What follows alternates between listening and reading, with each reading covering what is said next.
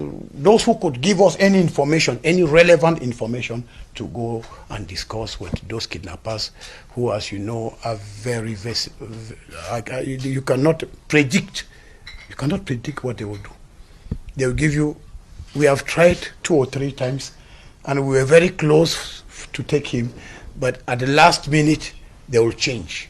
So we tried in December, they could have released him. It was very difficult.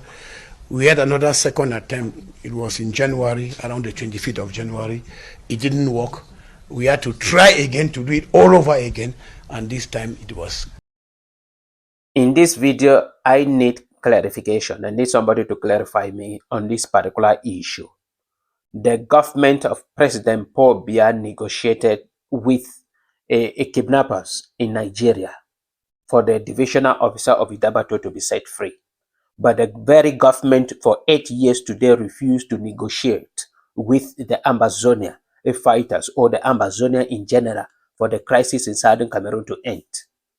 And these things, Minister Atanganji made mention of that they negotiated. It disturbed me so much, and I'll be asking myself a lot of questions.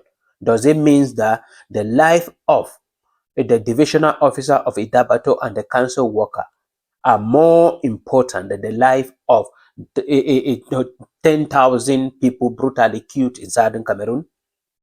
I am not saying that their life means nothing. No, I'm just comparing it. That if they put 2 people and 10,000 people, which one will you choose that they should leave?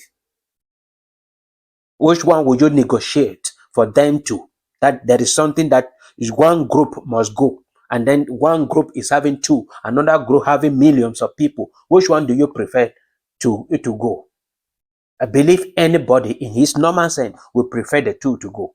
But we are not saying here that if you have the ability to set them all free, why can you not do it? Okay, you have done it for the divisional officer of Idabato, and the council worker is still there, and you say you people are still negotiating on how to set him free. Why can you not do the same with the crisis in southern Cameroon? Because the only way out of that crisis is negotiation. Negotiating with the Ambazonia to end the killing. And after the killing will end, then we can sit all together to talk about the Anglophone crisis in southern Cameroon. Why is it that the government of President Paul Biya does not want to do this? In southern Cameroon, more than 10,000 people have been brutally killed. More than 250 villages totally burnt down.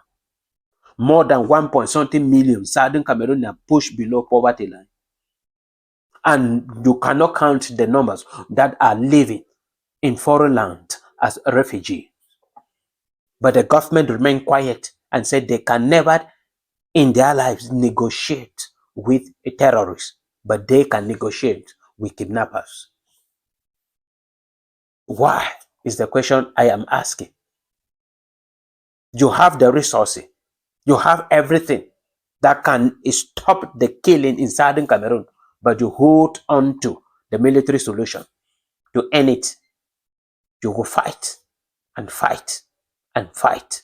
And people in southern Cameroon today do not know whether they should be finding food or trying not to get killed by the very government in place in the name of they are fighting the Ambazonian fighters.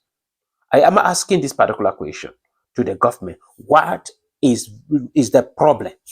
Why is it that it is so difficult for you to negotiate, to sit, but you are calling on other nations to negotiate, to dialogue with a terrorist, with rebel groups? You call the Democratic Republic of Congo. If you are calling them to negotiate, you are calling them to negotiate with M23. You are calling Sudan to negotiate. You are calling the military of Sudan to negotiate with the other military, in which those other military are rebel.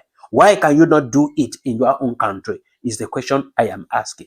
If you can negotiate with kidnappers, you can negotiate with those you call terrorists, so that people can live. Your own people can live. This one is in your land.